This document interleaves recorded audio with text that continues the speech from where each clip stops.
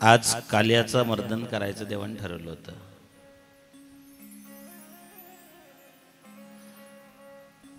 देवानं सगळ्यांना जवळ केलं. खेळा असा रंगला की खेळणारा रंगला. देवानं जो चेंडू होता, चेंडू फोडी खेळताना तो चेंडू यमुनेच्या डोहात जाऊन पडला. पेंद्यानं सांगितलं, देवा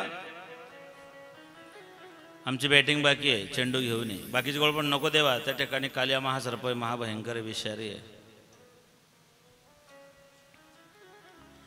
देव कदंब वृक्षात जवळ गेले. भगवान श्रीकृष्ण गोलोकातून जेव्हा मृत्यूलोकात आलेत तेव्हा भगवान श्रीकृष्णाने 3 गोष्टी सोबत आणलेल्या आहे गोलोकातून.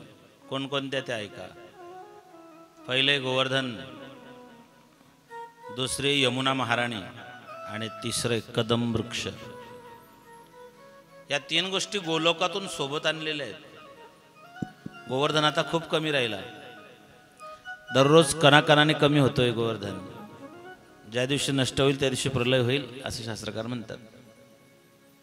यमुना महाराणी गोलोकातून आणलेली आहे. कदंब वृक्ष भगवंतानं गोलोकातून आणलेला आहे. देव कदंब वृक्षावरती चढलेत, पितांबराचे कोचे खोचलेत आणि यमुनेच्या डोहात उडी मारली. गायींनी चारा खाणं बंद केला, वासरांनी दूध पिणं बंद केलं, पक्ष्यांची चंचलता थांबली.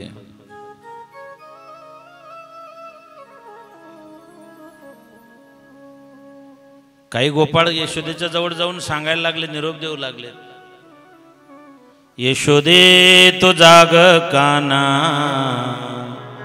यमुना डोही बुडाला ना. यशोदे तो जाग काना, यमुना डोही बुडाला ना. यशोदे तो जाग काना, यमुना डोही बुडाला ना. यशोदे तो जाग काना, यमुना डोही बुडाला ना. खेळत होता चेंडू पडे, चेंडू बुडाला ना, पाण्यात गेला ना. खेळत होता चेंडू पण चेंडू बुडाला ना, पाण्यात गेला ना. यशोदे तू जाग काना, यमुना डोही बुडाला ना. यशोदे तू जाग काना, यमुना डोही बुडाला ना. यशोदे तू जाग काना, यमुना डोही बुडाला ना. यशोदे तू जाग काना, यमुना डोही बुडाला ना. खेळत होतो चेंडू फळी, चेंडू उडाला ना. चेंडू उडाला ना, यमुना डोही बुडाला ना. यशोदे तो जाग काना, यमुना डोही बुडाला ना. माता यशोदा निघाली आक्रोश आकांत करायचे. बलराम दादा समजायचा की आई तू घाबरू नको, कन्हैयाला काही होणार नाही. ती म्हणली नाही बाबा काही होणार नाही. अरे म्हणले सापाचं चित्र पाहिलं तरी तो घाबरतो. बलराम दादा म्हणला आई हा कालिया फक्त 101 फणांचा साप आहे, तुझा लाला 1000 फणांच्या सापावर झोपतो. शांताकारं भुजगशयनं पद्मनाभं सुरेशं विश्वाधारं गगनसदृशं मेघवर्णं शुभं लक्ष्मीकान्तं कमलनयनं योगिविद्यार्णगम्यं वन्दे विष्णु भवहरणं सर्वलौकिकं. 1000 फणांच्या सापावरती झोपणारा तुझा, शेषावरती झोपणारा तुझा मुलगा, आणि तू सांगते की तो या कालियाला घाबरेल. यशोदा धावत पडत आली, आक्रोश आकांत करत आली. कुठपर्यंत आली? काठापर्यंत. देवाच्या आईनं उडी मारली का वाचवण्याकरता? आपली माय डेअरिंग करीन का? अजिबात नाही. प्रमाण आहे तुकोबारायांचं. काळाची उडी पडेल बा जेव्हा, सोडविना तेव्हा मायबाप, सोडविना बंधू पाठची बहीण, शेजीची कामिना दूर राही. सोडविना राजा देशीचा चौधरी, अनेक सोयरी भली भली, तुका म्हणे तुला सोडविना कोणी, एका चक्र पाणी वाचून या. बस, त्याच्याशिवाय कोणी सोडवणार नाही.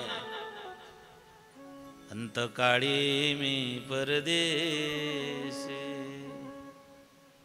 शेवटी एकट्यालाच जायचंय. सोबत तुमच्या एकच येणार आहे, चांगला होता की वाईट. जे सत्कर्म तुम्ही आयुष्यभर केलं, जे दान धर्म केलं, जे सत्कर्म केलं, जे सुकृत तुमच्या पदरी असेल ते तुमच्या सोबत येईल. बाकी तर लोक मग काहीच ठेवत नाही. सोनं ठेवतात का? आयुष्यभर तुम्ही जे सोनं बनवलं सोबत देता का मड्याच्या? समजा ते वेळेवरती ते निघलंच नाही, तो फासा खुललाच नाही, मग अरे लोक कान कापालाही मागे पुढे पाहते नाही.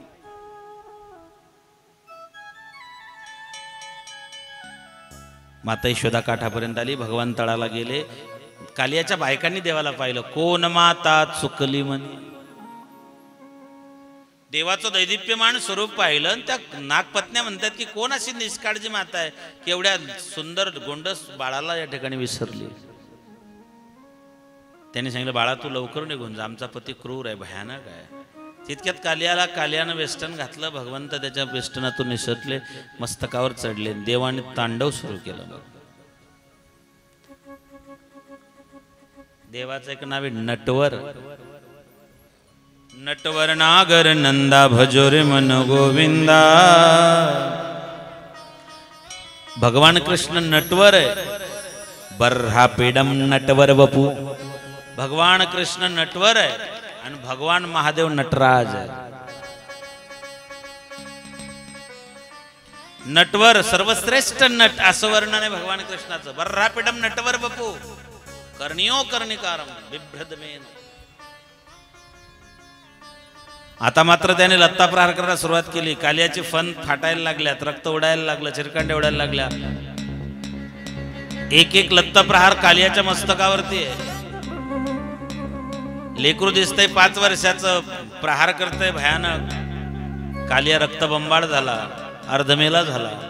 कालियाच्या बायका आल्या आणि त्या बायकांनी हात जोडले. देवा आम्हाला सुडेदान दे. देवाने सांगितलं नकारा हो येथे जावी समुद्रासी. इथं थांबायचं नाही. उगीच गोरगरिबांना दिनदुबड्यांना त्रास द्यायचा नाही. कालिया इथं थांबायचं नाही. रमणक द्वीपात जायचं. रमणक द्वीप म्हणजे आताचं अंटार्क्टिका खंड.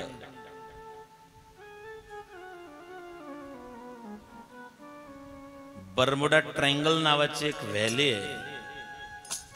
अभ्यासाला आहे किंवा आहे माहितीमध्ये. ते एक रहस्यमय ते ट्रायंगल येतो. तिथे जहाज, मालवाहू जहाज असतील, विमान असतील, काय रॉकेट असतील, सगळे त्याच्यात अदृश्य झाले. त्यांचा तपास लागला नाही. तेच अंटार्क्टिका, तेच भागवतात रमणक द्वीप. कालियाला सांगितलं तू तिथे जा, इथं राहायचं नाही. पण देवाने विचारलं कालिया तू इथे आला कसा? म्हणले देवा काय झालं, माझ्या मागे एकदा गरुड लागला. गरुड मला खाणार होता. मी त्याला सांगितलं हे बघ मला मारू नको. मला मारशील काय भेटेल तुला? त्याच्यापेक्षा एक काम कर, मला जर जीवदान दिलं तर मी तुला दर आमोशाला आमच्यापैकी एक साप आणून देईल. एक आमोशाला त्याला सापच भेटला नाही. सौभृषीचा शाप होता गरुडाला, म्हणून मी या पाण्यात येऊन यमुनेत रपलो.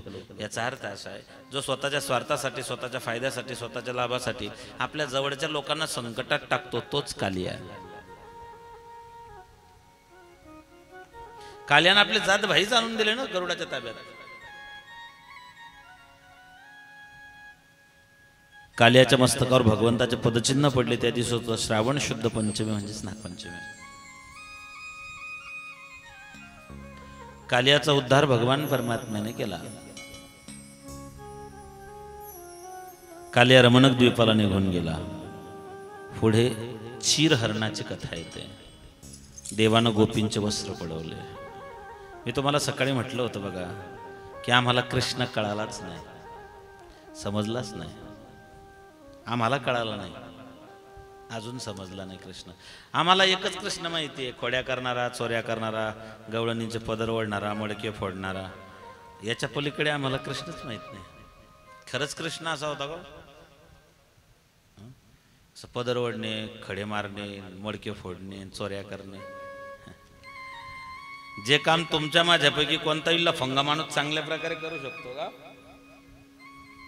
त्याच्याकरता देवाला अवतार घ्यायची गरज आहे का? आणि कार्यकृष्णा तू तर जगद्गुरु आहे ना. तू असाच जगद्गुरु झाला का? अरे तू जगद्गुरु आहे. भगवान कृष्ण काय होते ऐका, लक्ष देऊन ऐका. भगवान कृष्ण त्यागी होते, भगवान कृष्ण योगी होते, भगवान कृष्ण सर्वज्ञ होते, भगवान कृष्ण मर्मज्ञ होते, भगवान कृष्ण नीतिज्ञ होते, भगवान कृष्ण राजनीतिज्ञ होते, भगवान कृष्ण अनासक्त योगाचे आचार्य होते. तुम्हाला जर कोणी विचारलं की कृष्ण काय होता, तर स्पष्ट सांगा, ज्याला सोडता येतं तो कृष्ण. ज्याने जीवनात सगळ्या गोष्टीचा त्याग केला तो कृष्ण. अनासक्त, कशातच आसक्त नाही कृष्ण. सांगा कुठे आसक्त आहे कृष्ण? काय काय सोडलं त्याने? जन्माला आल्यापासून त्याने फक्त सोडायचं माहिती त्याला. आणि मग तुम्हाला गीतेतला श्लोक सांगेन, त्याने जो सांगितला तो त्याच्या अनुभूतीचा श्लोक आहे भगवद्गीतेतला. त्याने जन्माला आल्याबरोबर मायबाप सोडले. आता यादीच सांगतो तुम्हाला त्याने काय काय सोडलं. ज्याला त्याग करता येतो तो कृष्ण, ज्याला सोडता येतो तो कृष्ण, आणि ज्याला सोडता येतो तोच मोठा होतो. जन्माला आल्याबरोबर त्याने आईवडील सोडले, जन्माला आल्याबरोबर त्याने मथुरेचं राज्य सोडलं, जन्माला आल्याबरोबर मथुरा सोडली, गोकुळात गेला. 5 वर्षाचा असताना त्याने गोकुळ सोडलं, 11 वर्षाचा असताना त्यांनी वृंदावन नंदगाव सोडलं, मथुरेत गेला. जीव ओवाळून टाकणाऱ्या गोपिका पुन्हा ढुंकून पाहिलं नाही. एकदा गोकुळातून गेला कृष्ण, पुन्हा गोकुळात कधीच आला नाही. कंस मारला, मथुरा ताब्यात घेतली. मथुरेत खरं तर तो राजा होऊ शकत होता, त्याने तिथेही त्याग केला, उग्रसेनाला बसवलं, आणि तो जरासंधाच्या भीतीनं द्वारकेला गेला. शेवटी त्याने 16,108 बायकांचाही त्याग केला, आपल्या 56 कोटी यादवांचाही त्याग केला. शेवटी त्याने सोन्याच्या द्वारकेचाही त्याग केला. ज्याला फक्त सोडता येतं तो कृष्ण.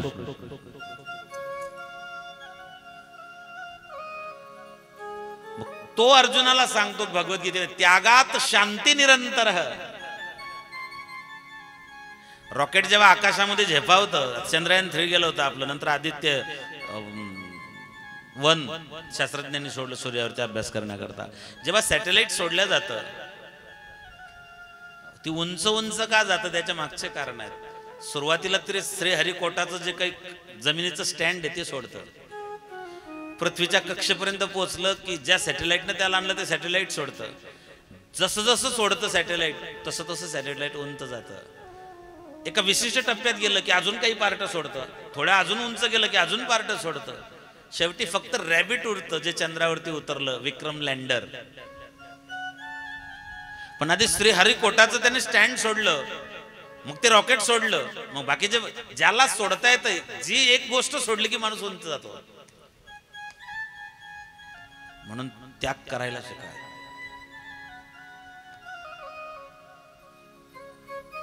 लोक तंबाखू सोडू शकत नाही, हे बाकीचं लय मोठं झालं महाराज.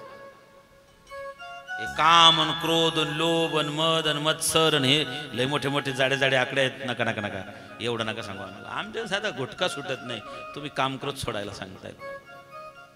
सोडण्यात जो आनंद आहे तो म्हणतो त्यागात शांती निरंतर. सोडत जा. एखाद्या सोबत वैरत्व, एखाद्याने अपमान केला, द्या सोडून.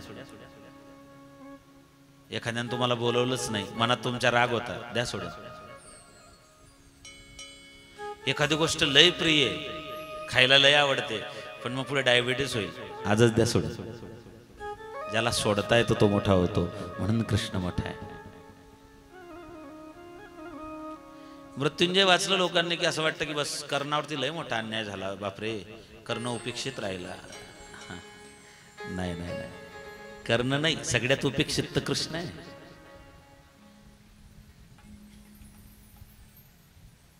आणि लोकांच्या डोक्यात कृष्णाबद्दल एकच धारणा आहे, कृष्णाचं आणि गोपींचं प्रेम होतं, बस इतकंच माहिती, बाकीचं काहीच नाही. हो ना, प्रेम होतच, कृष्ण आणि गोपींचं प्रेम होतच, पण त्या प्रेमाचा दर्जा, क्वालिटी, त्याचा दर्जा, लेवल असेल ना त्याची. काही प्रेमाचा दर्जा ठरलेला असतो, लेवल ठरलेले असते, पात्रता असते. भगवान कृष्णाने जे गोपींवरती प्रेम केलं त्याचा दर्जा काय होता, त्याची क्वालिटी काय होती, दर्जा आहे ना त्याला. कृष्णावरती ज्या गोपी प्रेम करत होत्या त्यांचे लग्न झालेले होते, त्यांना मुलं बाळ होते, त्यांना नवरा होता, त्यांना घर संसार सगळं होतं त्यांना, आणि हा कृष्ण 5 वर्षाचा होता. आता मला सांगा 5 वर्षाचं लेकरू आणि संसारी स्त्री, विवाहित स्त्री, मुलं बाळ झालेली स्त्री, 5 वर्षाचं लेकरू आणि ती स्त्री, यांचं प्रेम कसं असेल हो? कुठे विषय, कुठे विकार, कुठे वासना, कधी आसक्ती अजिबात नाही. अहो ते मातृत्व भावाचं प्रेम गोपींचं कृष्णावरती. 5 वर्षाचा होता तो. द्वापार युग लय जुनं झालं, 5 वर्ष अगोदरचं सांगतो तुम्हाला, आता लेटेस्ट सांगतो. तुमच्या गावात समजा एखादी लेकरू आहे, 4-5 वर्षाचे लेकरू आहे, कोरोनात त्याचे आई वडील गेले, आई गेली, बाबा गेले, पोरग एकटंय, आणि अचानक ते तुमच्या दारी येऊन उभं राहिले एखाद्या दिवशी. कुठलीही माय माऊली असेल तरी तिचं अंतकरण कळवळून येईल, त्या लेकराबद्दल तिच्या मायात दयाच उत्पन्न होईल. स्वाभाविक आहे, घासातला घास तिच्या लेकरांचा, ती बाई त्या लेकराला हे बाबू ये घरात ये, खाय 2 घास खा. मला सांगा आज 2023 मध्ये जर बिना मायबापाचं लेकरू दारी आलं तर बाईला त्याच्याबद्दल प्रेम तयार होतं. मग तसा हाही बिना मायबापाचा होता ना, वसुदेव देवकीचा होता, इकडे नंद यशोदेकडे वाढला, राजाचा पोरगा होता पण गाई चारणाऱ्यांच्या घरी वाढला. ही उपेक्षाचे ना त्याचे, उपेक्षित तो राहिला, संघर्ष त्याने केला, कष्ट त्याने केले, खूप दुःख भोगलं, पण त्याचा कोणताही फोटो पहा उदास कुठेच दिसणार नाही. बालपणीचा पहा, राधे सोबत पहा, गोपाळांसोबत पहा, पर्वत उचलताना पहा, सुदर्शन चक्र घेताना पहा, महाभारताच्या युद्धात पहा, गीता सांगताना पहा, कृष्णाचा चेहरा तुम्हाला उदास कधीच दिसणार नाही. आणि याच्या इतकं दुःख 10 अवतारात कोणीच भोगलं नाही. तुम्हीच उत्तर द्या. राम आणि कृष्ण दोघे अवतारात सगळ्यात जास्त दुःख कोणी भोगलं? नाही, हे सांगावंच लागेल तुम्हाला, तुम्ही सांगाल तर बरं. राम आणि कृष्ण या 2 अवतारापैकी सगळ्यात जास्त दुःख कोणाच्या वाट्याला? रामाच्या. रामानं लय दुःख भोगलं नाही, खूप दुःख भोगलं. आता मला सांगा, रामाच्या वाट्याला खूप दुःख आलं, रामाच्या जीवनात दुःखाला सुरुवात कुठून झाली?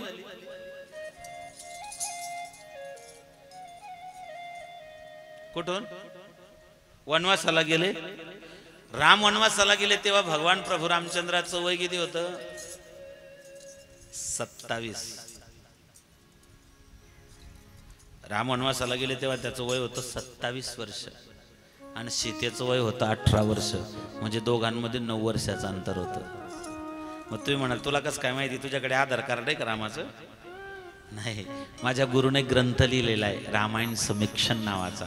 त्याच्यात रामाचं पार जन्मवेळ, किती दिवस वनवासात, लढाई किती दिवसाची, आमच्या गुरुमाऊलीने खूप सुंदर लिहिलं आहे, वक्ते बाबांनी. म्हणजे रामाच्या जीवनात दुःखाला सुरुवात कितव्या वर्षी झाली? वयाच्या 27व्या वर्षी, बरोबर. भगवान कृष्णाच्या जीवनात दुःखाला सुरुवात कधी झाली हो?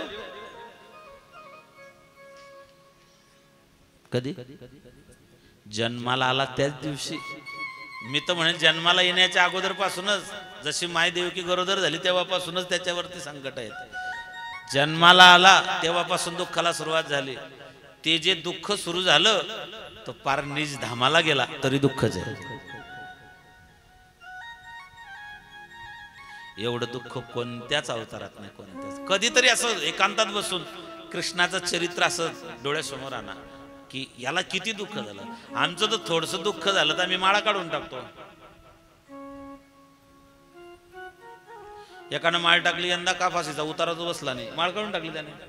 कापूस पिकलाच नाही म्हणे महाराज, मग कापसा करता माळ टाकली तुम्ही.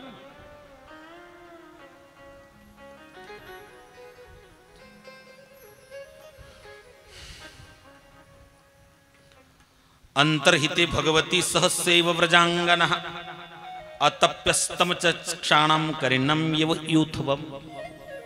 भगवान शुकदेव सांगतायत की राजा, तो कृष्ण कात्यायनी मातेचं व्रत आलं पुढे. तुम्ही वृंदावनात गेला तर कात्यायनी मातेचं मंदिर आहे यमुनेच्या काठी. माता कात्यायनी, अजून ती मूर्ती अजूनही आहे. कात्यायनी व्रत मार्गशीर्ष महिन्यामध्ये येतं. त्या गोपींनी ते केलं. कात्यायनी महामाये म्हणून त्याने कात्यायनी महामायेची आराधना केली की आई तू महामाया आहे, तू महायोगिनी आहे, योगिनीधीश्वरी, तू योगमाया आहे, महायोगिनी आहे. म्हणून माय आम्हाला कायमस्वरूपी भगवान कृष्ण पती स्वरूपात मिळावा असं आम्हाला वरदान दे. मग त्यासाठी त्या ब्रह्ममुहूर्तावर उठून स्नानाला जायच्या. स्नानाला जाताना भगवंतांना 2-3 वेळा त्यांना समजवलं की हे बघा, विवस्त्र स्नान करणं आपल्या धर्मामध्ये दोष म्हटलेला आहे आणि तुम्ही खुशाल त्या सरोवरामध्ये लौकिक अपराध आणि पारमार्थिक अपराध असे 2 अपराध आहे. हेमंते प्रथमे मासी नंदव्रज कुमारिका चरु हविष्य भुजांगम कात्यायनी अर्चनम व्रतः कात्यायनी महामाई महायोगिनी धीश्वरी नंदगोपसुदेवी पति मे कुरुते नमः एवं मास व्रतम चेत कौमार्यम कृष्ण चेतसा भद्रकाली समायुक्त नंद सुतपती. हे भद्रकाली नंदाचा तो असणारा कृष्ण आम्हाला पती स्वरूपात मिळावा असं त्या कुमारिका मुलींची इच्छा होती. देवाने सांगितलं हे बघा, हा लौकिक अपराध आहे, विवस्त्र स्नान करणं चुकीचं आहे सरोवरात. त्यांनी ऐकलं नाही. त्यांच्या हातून अपराध होऊ नये म्हणून एक दिवशी भगवंतांना त्यांचे वस्त्र उचलून कदंब वृक्षावरती नेलेत, वरती नेऊन ठेवलेत कपडे. एकीचं लक्षात आलं, तिने देवाला विनंती केली, ऐक मुकुंदा विनू कितिंदा, ऐक मुकुंदा विनू कितिंदा, थंडगार पाणी असे वाजते थंडी वस्त्र दे रे गोविंदा, थंडगार पाणी असे वाजते थंडी वस्त्र दे रे गोविंदा.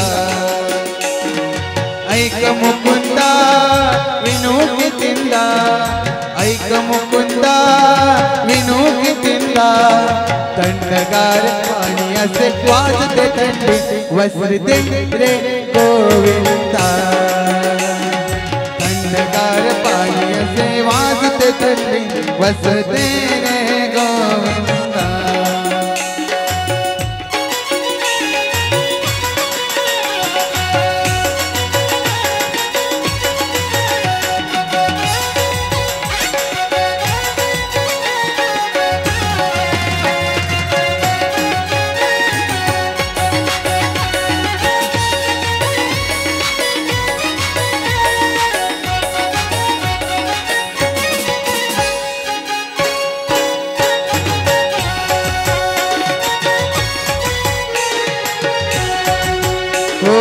घरी माझे तानले करो, घरी राजे तानले करो, घरी माझे तानले करो, घरी माझे तानले करो, कोण बांधेल गाई वासरू,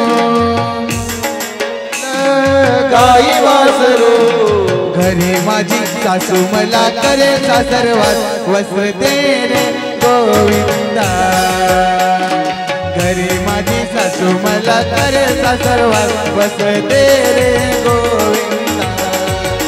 हो ऐक मुकुंदा विनू कितिंदा, ऐक मुकुंदा विनू कितिंदा, थंडगार पाणी असे वाजते थंडी वस्त्र दे रे गोविंदा, वस्त्र दे रे गोविंदा, वस्त्र दे रे गोविंदा, वस्त्र दे रे गोविंदा.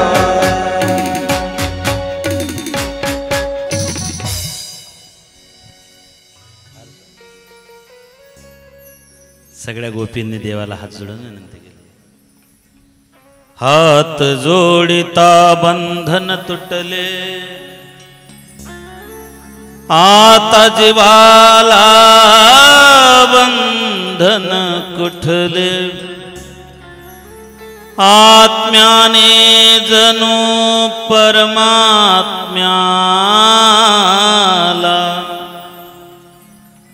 अर्पण केली कुडी. विनंती केली. ज्या गोपिका तिथे आल्या होत्या त्या गोपिका 5 प्रकारच्या होत्या. मराठी कानडिया, मराठी कानडिया, एक मुसलमानी, कोकणी गोरजणी, अशा 5 जणी थकविल्या ग.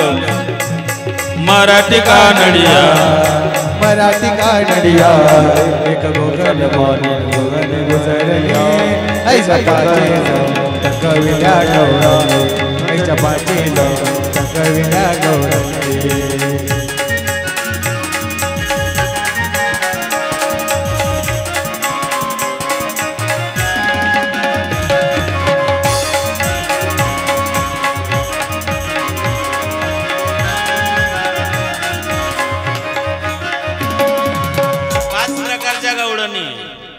मराठी कानडिया एक मुसलमानी कोकणी गुजरणी अशा पाची जणी ठकविल्या गवळणी. एक मराठी आहे, एक कोकणी, एक कानडी, एक मुसलमानी आणि एक गुजरणी. पाचही भाषेतल्या गवळणी देवाला आपल्या भाषेतून आळवत आहेत. जी मराठी गवळण आहे ती आपल्या मराठी भाषेतून विनंती करते. देवकी नंदना तू एक श्रीपती हिमाचे तू किती पाया पडते बाई ते का करते दे माझी साडी घे नाकाचे मोती.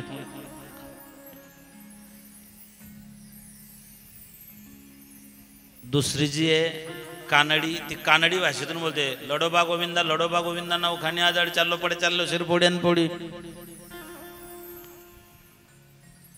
मुसलमानी होती मुसलमानी भाषेतून बोलते देख रेख नहीं मैं इज्जत की बोबडी कदम पकडूंगी मैं वाकुडा जडी. जी कोकणातली होती ती कोकणी भाषा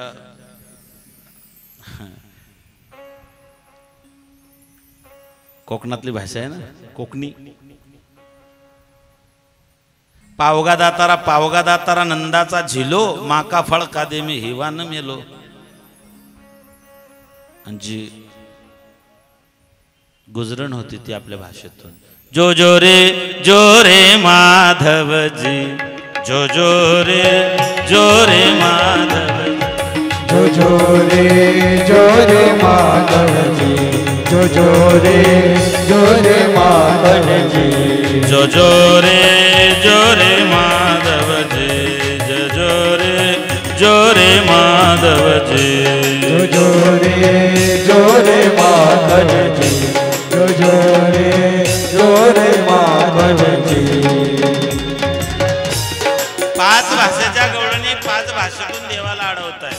याचा अर्थ देवाला भाषेचं बंधन नाही.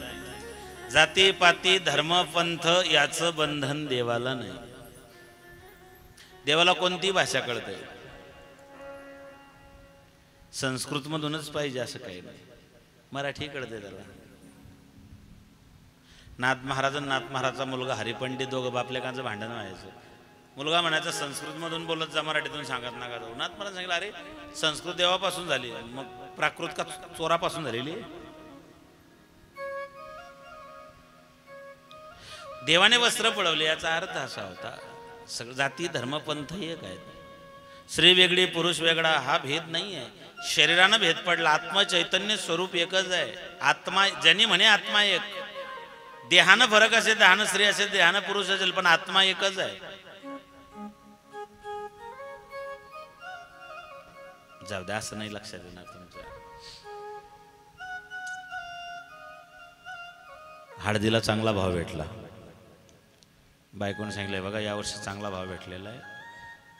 एवढे दिवस संसार केला तुमच्यासोबत गळ्यात फटके कवडी नाही माझ्या. यंदा बरं झालं देवाच्या कृपेनं मुक्ताबाईच्या आशीर्वादानं मला सोनं आणून द्या. आता तिथं 22 वर्ष ते सारखं चालू होतं सोनं करून द्या सोनं करून द्या. हा म्हणलं लईच सोनं करतो. अर्धा किलो सोन्याचा गोळा घेऊन आला होता. हिने काय मागितलं होतं सोनं. याने काय आणलं अर्धा किलो सोन्याचा गोळा आणला. आनंद होईल ना. सोनंच आहे ना. अहो 1 किलोचा गोळा जरी आणला तरी सोनं त्याचा आनंद मिळणार नाही. आनंद कधी मिळेल त्याचे वेगवेगळे अलंकार बनतील. कानातले नाकातले गळ्यातले पायातले हातातले जेवढे वेगवेगळे अलंकार बनतील तेव्हा त्याचा आनंद आहे. एकच सोने नानालेने बाईन बुगडे जगामध्ये ब्रह्म दिसे उघडे. एकच सोनं आहे, पण सोन्याचे अलंकार वेगवेगळे आहेत. सोनं एकच आहे, तसं आत्मा एकच आहे. त्या आत्म्यापासून वेगवेगळे अलंकारिक माणसं जन्माला आलेले आहेत. स्त्री वेगळी, पुरुष वेगळा, हा त्याचा अर्थ आहे. अजून शोध. माणसाच्या अंगामध्ये सप्त धातू आहेत, स्त्रीच्या अंगात सप्त धातू आहेत. माणसांची प्रकृती 3 गुणाची आहे, स्त्रीची प्रकृती 3 गुणांची आहे. त्याच्या पुढे जाऊन असं सांगता येईल, माणूस म्हणतो माझं चित्त लागत नाही. बाई म्हणते का माझी चित्ती लागत नाही? माणूस म्हणतो माझा जीव कासावीत झाला. बाई म्हणते का माझी जीवी कासावीत झाली? माणूस म्हणतो माझी प्रकृती बिघडली. बाई म्हणते का माझा प्रकृता बिघडला? जीव, प्रकृती, गुण सगळं, फक्त शरीर बदललं नाही. देवाला तो वस्त्रभेद घालवायचा होता म्हणून गोपींचे वस्त्र पडवले. दुसरा काहीच उद्देश नव्हता कृष्णाचा त्याच्यात. आता गोपींना भगवंताच्या सहवासाची अभिलाषा आहे, त्याच्या रूपाची आसक्ती, रूपासक्ती आहे. देवा, आम्हाला तुझ्या सहवासाची, तुझ्या सोबतीची, तुझ्या संगतीची अपेक्षा आहे. देवाने सांगितलं एक काम करा, शरद पौर्णिमेच्या रात्री यमुनेच्या काठी दुधामृत चांदणा पडलेला असेल त्यावेळेस तुम्ही त्या ठिकाणी या. शरद पौर्णिमा आली, भगवंतानं मुरलीची तान छेडली.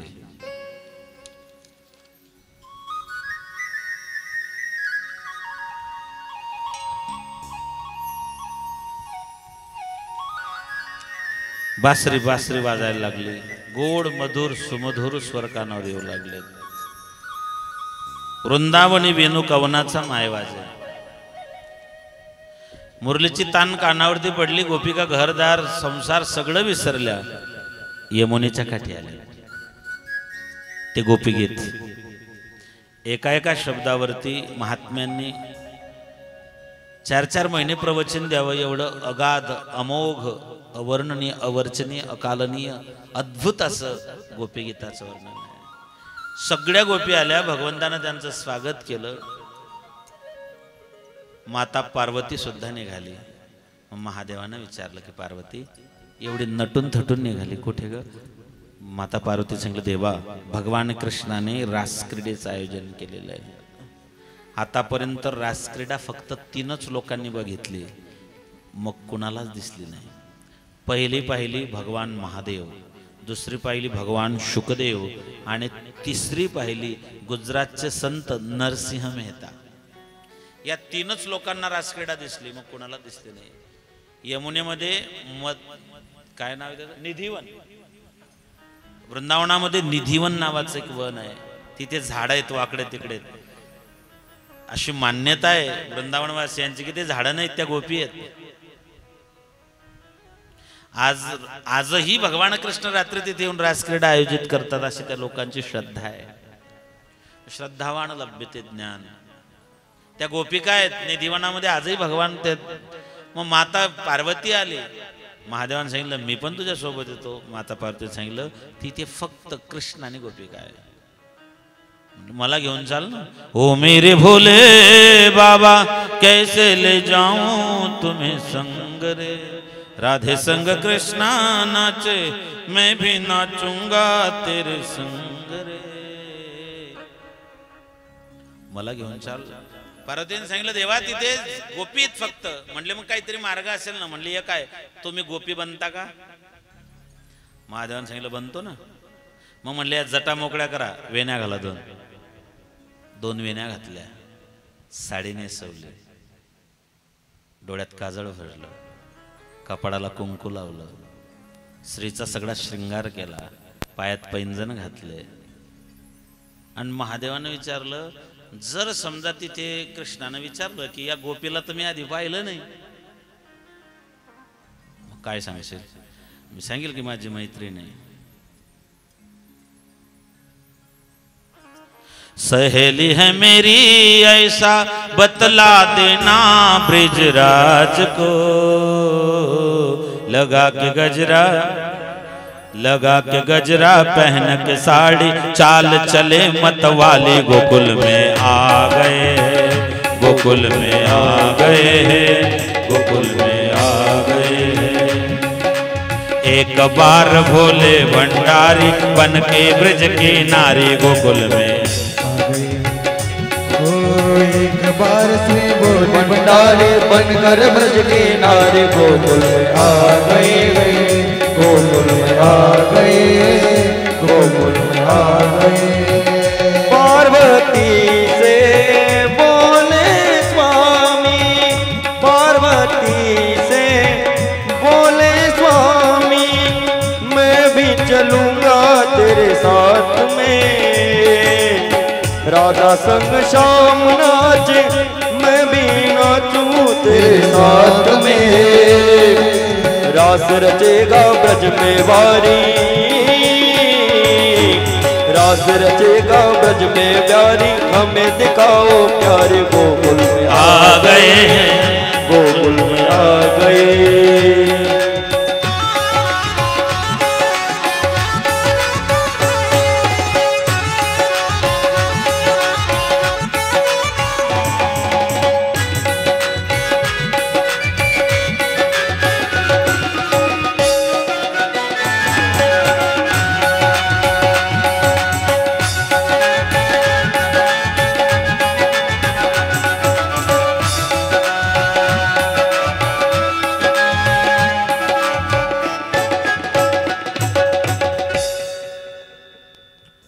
माता पार्वती ने समझौल देवा,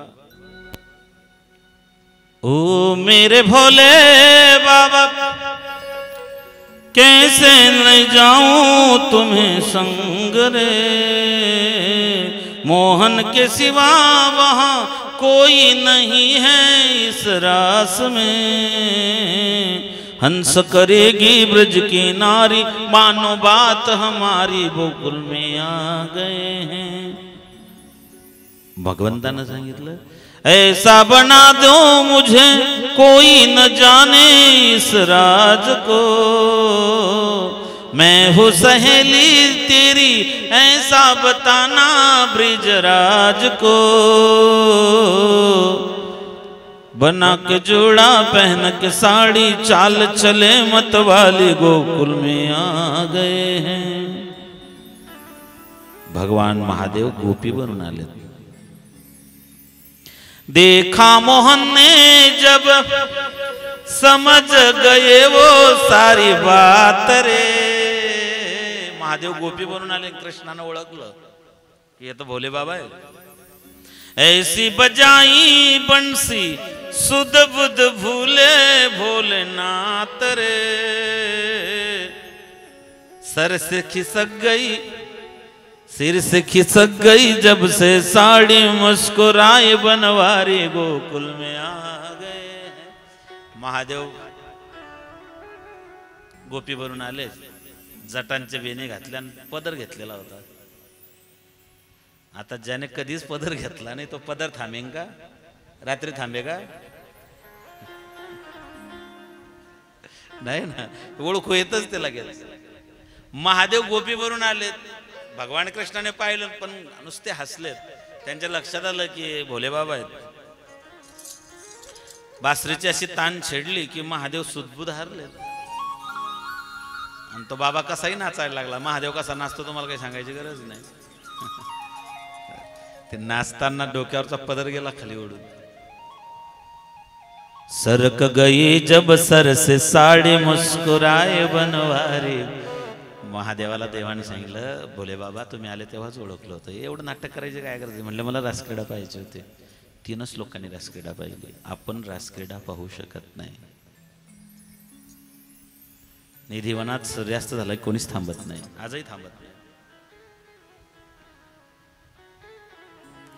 दीन दयाल तेरा तब से गोपेश्वर हुआ नाम रे। ओ भोले बाबा तेरा वृंदावन में बना धाम रे। वृंदावनात गोपेश्वर महादेवाचं मंदिर आहे। जो महादेव गोपी बनून आला होता त्याचं गोपेश्वर मंदिर वृंदावनामध्ये। 3 लोकांनी रासक्रीडा बघितली आजपर्यंत। भगवान शुकदेवांनी राजा परीक्षितेला राजक्रीडा एवढ्यासाठी सांगितले की राजा, जोपर्यंत अंतःकरणामध्ये काम आहे तोपर्यंत भगवंताचं धाम प्राप्त होत नाही. जहा काम है वहां राम नहीं, जहां राम है वहां काम नहीं. गोपीगीत विस्तार पूर्वक आहे, खूप मोठा आहे. भगवंताच्या विरहामध्ये गोपींची भूतविरह भविष्यविरह याचं वर्णन भगवान शुकदेवांनी केलेलं आहे.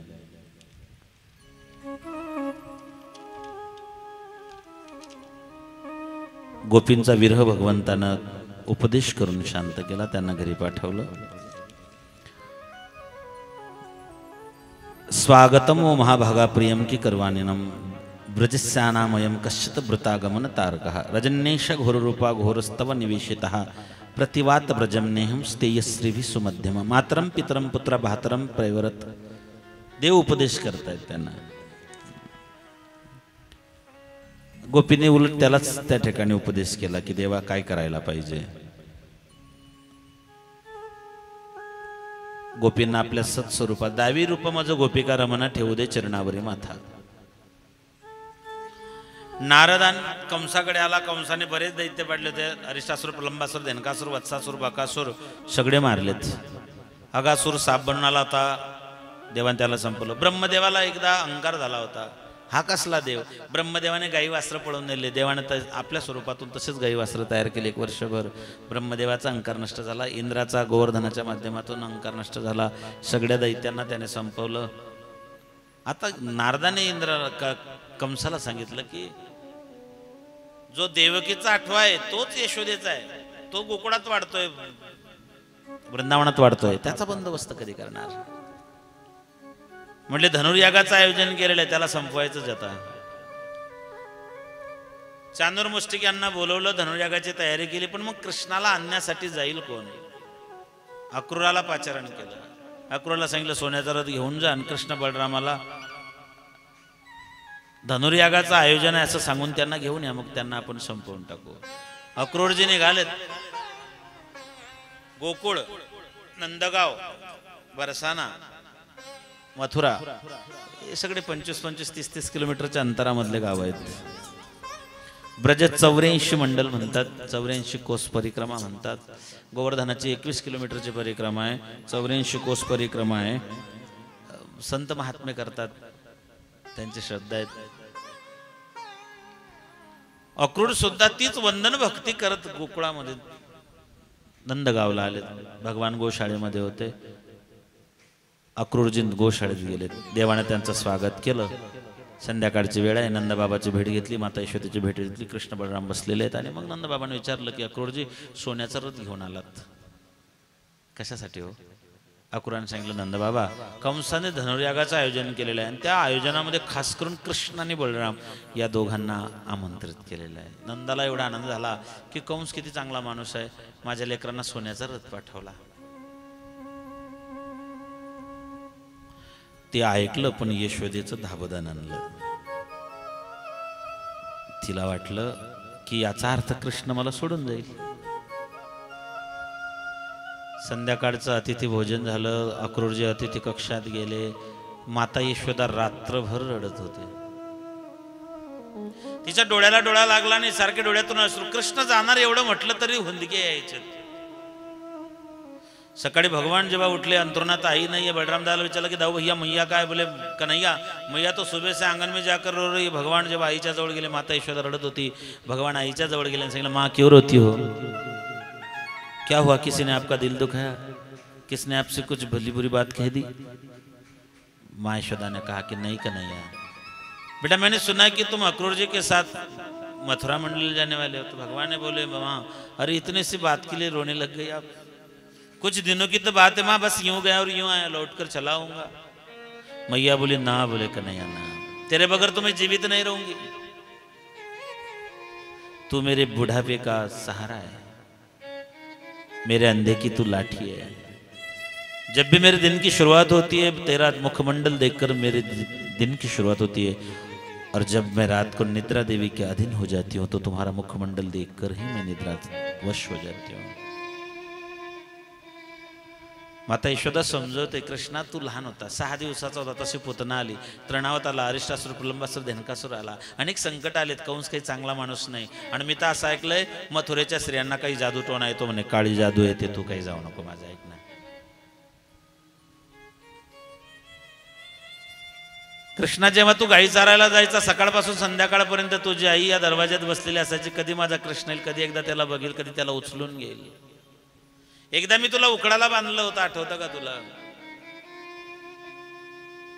आणि ऐक ना, मी तुला उकडाला बांधलं, मटकी फोडली म्हणून रागवली, याचा राग जर तुझ्या मनात असेल तर मी हात जोडते, पण मला सोडून जाऊ नको. आई येते,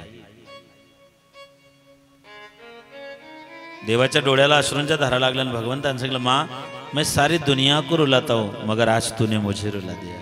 मी सगळ्या जगाला रडवतो, पण आज तू मला रडवलेलं आहे. म्हणले परत येशील ना मला भेटायला? हा. तो म्हणला येईल. पण त्या आनंदाच्या भरात हे विचारायचं विसरून गेली की कधी येशील. आणि तो इतका चतुर आहे, त्याने सांगितलंच नाही कधी येईल, फक्त म्हटलं होता येईल. पुन्हा आलाच नाही. पुन्हा त्याला यशोदेची गाठ पडली. शमंत पंचक नावाचं हरियाणामध्ये एक तीर्थस्थान आहे, जिथे महाभारताची लढाई झाली. तिथे भेटला फक्त एकदा, पुन्हा कधीच भेटला नाही. या दोघं माईलकांची चर्चा सुरू आहे ना, अंगणामध्ये गोपी जमा झाल्या. या नंदाच्या अंगणी मिळाल्या गवळणी, गवळण म्हणती यशोदेला, कोठे गे सावळा, कारथ शृंगारीला, सांगे वो मजला, अक्रूर भासे अंगणी, या नंदाच्या अंगणी मिळाल्या गवळणी. नेऊ नको माधवा, नेऊ नको माधवा,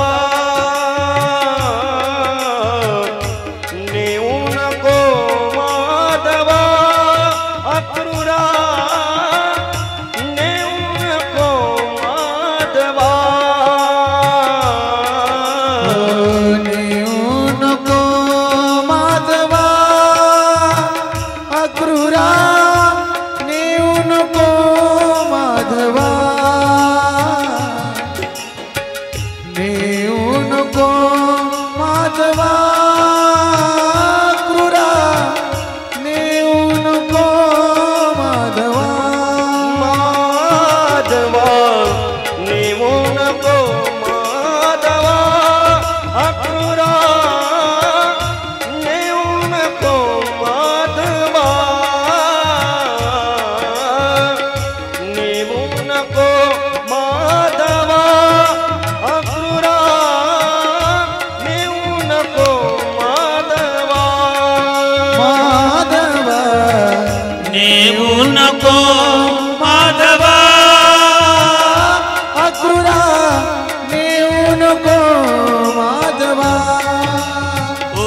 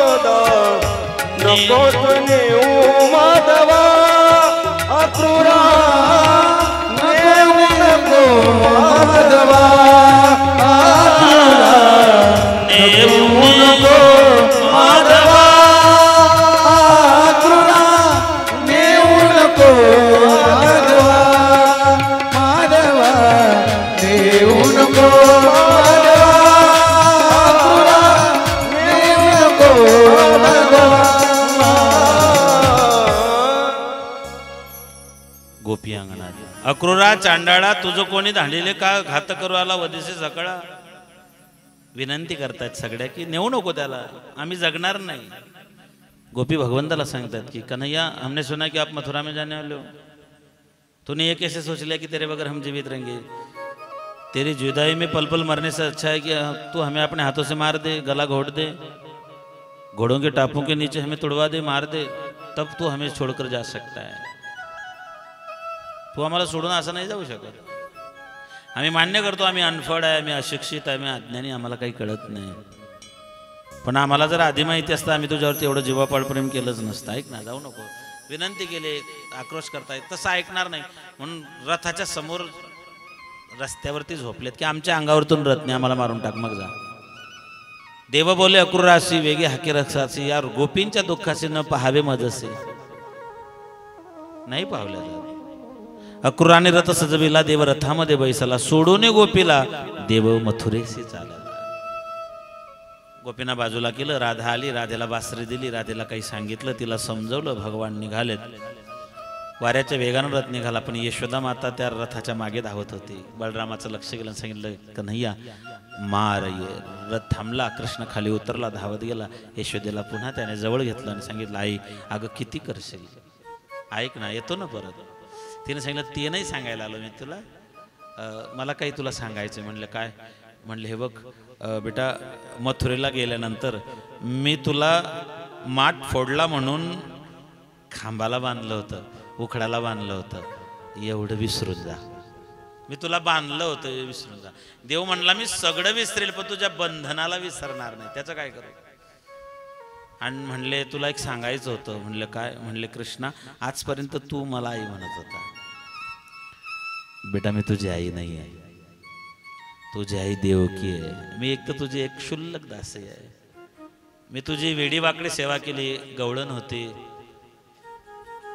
तू राजाचा मुलगा होता, वेडी वाकडी मी तुझी सेवा केली. सेवेत काही कमतरता राहिली असेल तर मला माफ कर. तुझी आई देवकी आहे, मी नाही. त्याने सांगितलं जग काही म्हणो, मी लोकांना हेच सांगेल की मी यशोदेचा आहे. आणि एक गंमत सांगतो तुम्हाला, जेव्हा ते समंतक पंचक नावाच्या तीर्थावरती भेटलेत, लढाई महाभारताच्या टोपल्यावर सगळे भेटलेत, तेव्हा माता यशोदाही भेटली, माता देवकी भेटली त्याला. मग त्याने आईला म्हटलं होतं की आई मी तुला लहानपणी काही देऊ नाही शकलो, तुला काही मागायचं आहे का माझ्याकडून, काही पाहिजे का. देवकीनं म्हटले कृष्णा तू जन्माला येण्याच्या अगोदर 6 मुलं मेले होते माझे, कंसाने 6 मुलं मारले. मी त्यांचं असं चेहरा व्यवस्थित पाहिलेला नाही, माझे तेवढे 6 मुलं मला एकदा दाखवतो का. त्याने ते 6 भाऊ दाखवले तिला आणून. आणि मग यशोदेकडे गेला आणि तिला विचारलं माता तुला काही पाहिजे का. ती म्हणली मला काहीच नको, लोक मला तुझी आई म्हणतात, हेच खूप आहे. त्याला फक्त निष्काम भक्ती आवडते, निस्वार्थ भक्ती आवडते. खरं सांगू का, देवाला मागितलेलं आवडत नाही.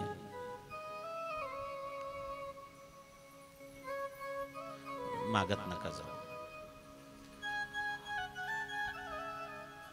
अक्रूरजी यमुनेपर्यंत आले, यमुनेमध्ये स्नान केलं. भगवंतानं चतुर्भुज नारायणाचं अक्रूराला दर्शन दिलं.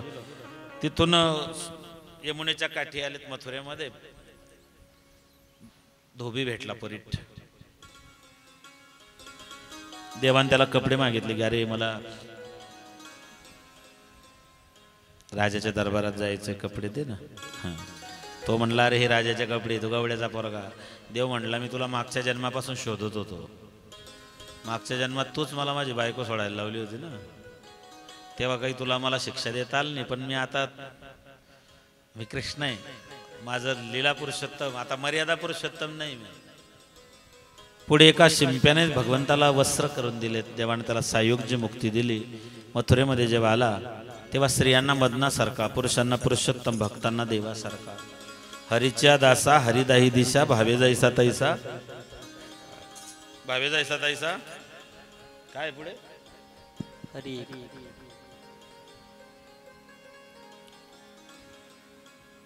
जिस रूप में भक्त पुकारे वही रूप धराएगा. धनुष्य यागामध्ये गेला. कुब्जा नावाची दासी कंसाची भेटली. कुब्जा मागच्या जन्मातली मंथरा होते. या जन्मात ती कंसाची दासी म्हणून जन्माला आली कुब्जा.